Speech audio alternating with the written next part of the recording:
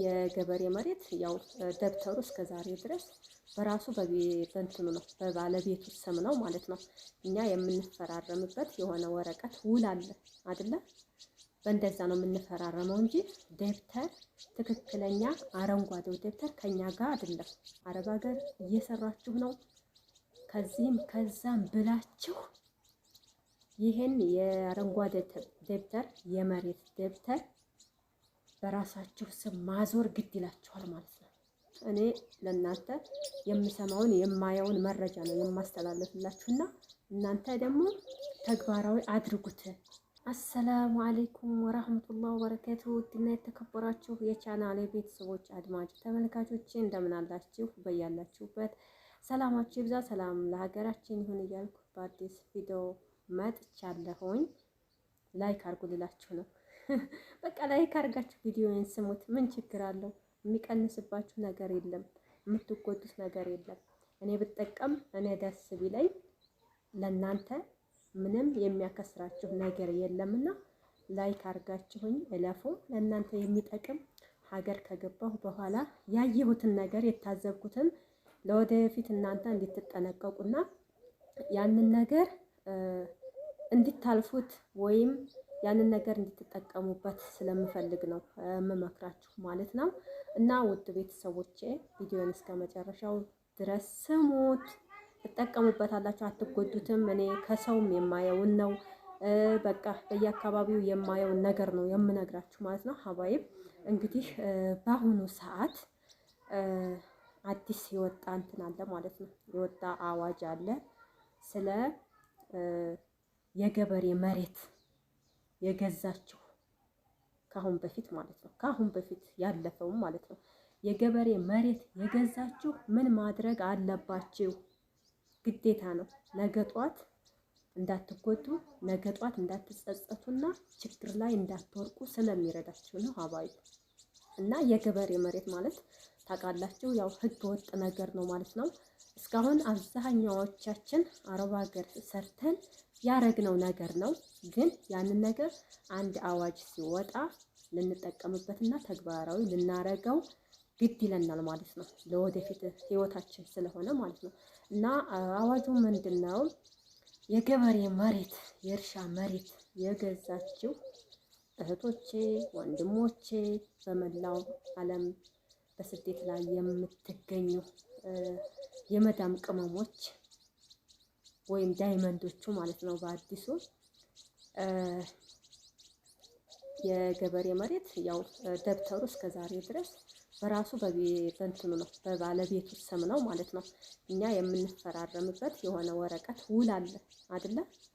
በእንደዛ ነው የምንፈራረመው እንጂ ደብተር ትክክለኛ አረንጓዴው ደብተር ከኛ ጋር አይደለም።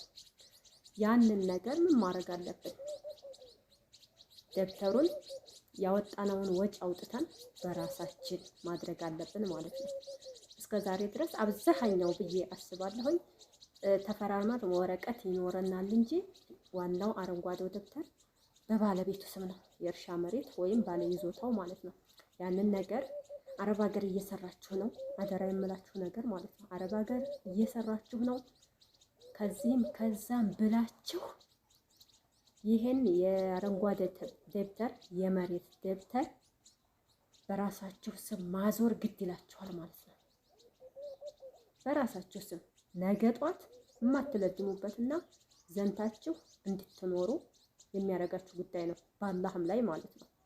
እና ደብተራቸውን በራሳችሁ ስም አዟዙሩ የሚል አዋጅ ሰምቻለሁ ማለት ነው። ይህንን ነገር ዛሬ ነገ ሳትሉ የራሱ የሆነ ገደብ አለው፣ ጊዜ አለው። ያንን ተጠቅማችሁ አረንጓዴውን ደብተር የእርሻ መሬት የሚለውን በራሳችሁ ስም አዙራችሁ የመጣው ቢመጣ እንኳ በራሳችሁ የሚሆነውን ነገር ታረጋላችሁ ማለት ነው። ግን ያንን ወረቀት ይዘነው ዋናው ደብተሩ ያለው ከዛ ባለ ይዞታው መሬት ጋር ነው። ያንን ወዴት ነው እኛ እንትን የምንለው? ማንን ነው የምንከራከረው? ወይስ ማንን ነው የምንይዘው? አስቸጋሪ ነው ማለት ነው። ያንን ደብተራችሁን በደንብ አድርጋችሁ መያዝ አለባችሁ። ያወጣችሁትን ወጪ አውጡ ማለት ነው። የለፋችሁበት ስለሆነ ማለት ነው። አብዛኛው የመዳም ቅመም አረብ ሀገር ሄዶ ቦታ ይገዛል፣ ቤት ይገዛል። ግን የውል ፍርርም ምናምን ነገር ይሄ በሽማግሌ በምናምን እንደዚህ የሆነ ነገር እንጂ አንዳንድ ሰው ሊሆን ይችላል ደብተር የሚያዞረው ማለት ነው። እና ባለ ይዞታው ነው እንግዲህ ደብተር ያለው ብዬ አስባለሁኝ። ያዞራችሁም ካላችሁ በጣም ደስ ይላል። አርፋችሁ ትተኛላችሁ ማለት ነው። ላስጨንቃችሁ ፈልጌ አይደለም፣ ለእናንተ እንደሚጠቅማችሁ ስለማስብ ነው ማለት ነው።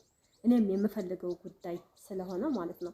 እና ባለፈውም አንድ ቪዲዮ ሰርቼ አታስጨንቂን እየኖርን ነው ምንድነው ትሉኛላችሁ ማለት ነው። እኔ እናንተ ማስጨነቅ ፈልጌ አይደለም። ባለፈው ደግሞ የሰራሁት ቪዲዮ ስላለፈው ጉዳይ ሳይሆን ለወደፊት ለሚመጣው ነው ማለት ነው። ደግሞ ወደፊት ቦታ መግዛት የምትፈልጉ ቤት መግዛት የምትፈልጉ ካላችሁ ደግሞ ህጋዊ ነገር ግዙ ማለት ነው። ህጋዊ ምንም በቃ ሁልጊዜ የማትጨናነቁበትን ማለት ነው። ህጋዊ ያው ህጋዊ ነው፣ አያሳስባችሁም። ወረቀታችሁን ይዛችሁ በሰላም ትኖራላችሁ ማለት ነው። እና ያለፈውን ችግር አይታችሁ ለወደፊቱ የምታስተምሩት ጥሩ ነገር ነው አይደል እንዴ? እኔም ይህንን ለእናንተ ለማስተማርና ተግባራዊ እንዲታረጉት ስለምፈልግ ነው ማለት ነው። እኔ የሚጎዳችሁን ነገር እነግራችሁ አልፈልግም ማለት ነው። ወደፊት ደግሞ ችግር ተፈጥሮባችሁ እንደገና ወደ አረብ ሀገር እንደገና ወደ ስደት ጉልበታችሁ እያለቀ እየታመማችሁ እሱ ነገር እንዳይፈጠር ስለምፈልግ ነው ማለት ነው። እና ይህንን ነገር በደንብ ተግባራዊ አድርጉት ማለት ነው። አገር ከገባችሁ በኋላ ማለት ነው ደብተር እንኳን ላዙር ብትሉ በጣም ብሩ በአሁኑ ሰዓት ትንሽ ነገር አይደለም የሚበቃው ማለት ነው። 100 ሺህ ብር፣ 80 ሺህ ብር፣ 90 ሺህ ብር ሰው በሰው በዛ ብላችሁ ነው እንጂ እንደ ቀላል በትንሽ ነገር ደብተር እንኳን ማዞር አትችሉም ማለት ነው። በአሁኑ ሰዓት አንዳንድ ሰው ደብተር የሚያዞረው 100 ሺህ ብር ከዛ በላይ ነው ማለት ነው። አረብ ሀገር ሆናችሁ ከሆነ ከዛም ከዚህም ብላችሁ ደብተራችሁ ከዞረላችሁ ምንም ሳትጨናነቁ አገራችሁ ገብታችሁ በሰላም ትኖራላችሁ ማለት ነው። እና እኔም ስላየሁት ነው። አገር ቤት ገብታችሁ ደብተር ላዟዙር እንኳን ብትሉ በጣም ብዙ ብር ስለሚጠይቃችሁ ያው እንደገና ሁለተኛ ሶስተኛ ስደትን ትመኛላችሁ ማለት ነው። እዛ ሆናችሁ ግን የምትፈልጉትን ነገር በህጉም ሆነ በሰውም ሆነ ጠይቃችሁ በደንብ ሰርታችሁ ብታስተካክሉ አሪፍ ነው ብዬ እላችኋለሁ ማለት ነው። እና እንግዲህ እኔ ለእናንተ የምሰማውን የማየውን መረጃ ነው የማስተላለፍላችሁና እናንተ ደግሞ ተግባራዊ አድርጉት። እኔም እንደናንተ አረብ ሀገር ሆኜ ብዙ ኢንፎርሜሽን ሳልሰማ ብዙ ነገር ሊያልፈኝ ይችላል ሳላቀው ማለት ነው። ግን እዚህ መጥቼ ሳየው ይሄንን አድርጌው በሆነ ይጠቅማኝ ነበር እኮ ለምን ይሄንን ታላስተካከል ወደ ሀገሬ ገባሁኝ ብዬ የሚጸጽተኝ ሰዓት አለ ማለት ነው። አንዳንድ ጊዜ እንደዛ እንዳትሆኑ በቃ የወጣ ሰው አንድ ጊዜና ወጥቷል። የወጣበትን አላማ ማሳካት አለበት። የጎደሉትን ነገሮች ማስተካከል አለበት። በኋላ እንዳያለቅስ እንዳይከፋው ማለት ነው ማንኛውም ሰው እና ይሄን ደብተራችሁን አረንጓዴ ደብተር በራሳችሁ ስም አዟዙሩ። ህገወጥ የእርሻ መሬትም ሆነ ሌላ ነገር ይህንን እንዳትገዙ። ለምን አንድ ሰው ዝም ብሎ ገዝቶ ለትርፍ ለእናንተ ሽጦላችሁ ያ ሰውዬ ሊጠፋ ይችላል ማለት ነው። ከዛ በኋላ ማንን ነው የምትይዙት? ዋናው ይሄ ባለ ደብተሩ ሌላ ሰው ነው የሚሆነው ማለት ነው። እና ህጋዊ ከሆነ ያው ህጋዊ ነው፣ ብዙ ፕሮሰስ አይኖረውም ማለት ነው። መጀመሪያ ላይ ሁሉንም ነገር ትጨርሳላችሁ እና በምንም ነገር እንዳትሸወዱ። ሁሉንም ነገር አስተካክሉ። ያው ባላህ ፈቃድ ነው ሁሉም የሚሆነው ማለት ነው። ግን እኛ ብዙ ነገር እናስባለን አገር ቤት እያለን ማለት ነው፣ ወይም አረብ ሀገር እያለን ብዙ ነገር እናስባለን። እሱ ደግሞ ያላህ ፈቃድና ያላህ ውሳኔ ነው። በዛም ላይ ስበቡን ማድረስ ግድ ይለናል ማለት ነው። ውድ ቤተሰቦች እንግዲህ አንዳንድ ጊዜ ምራቄን ለማውጣት እየተንተባተብኩ ነው መሰል የማወራው፣ ይቅርታ እና ሀባይቢ የዛሬው ቪዲዮ ይህን ይመስላል። ከተመቻችሁ እያደረጋችሁት ለፎ ዛችኋለሁ። የሀገሬ ልጆች የመዳም ቅመሞች እያላችሁበት ሰላማችሁ ይብዛ። የዛሬው ቪዲዮ ይህን ይመስላል ማለት ነው። በሌላ ቪዲዮ እንገናኛለን ኢንሻአላህ። መልካም ቆይታ ይሁንላችሁ።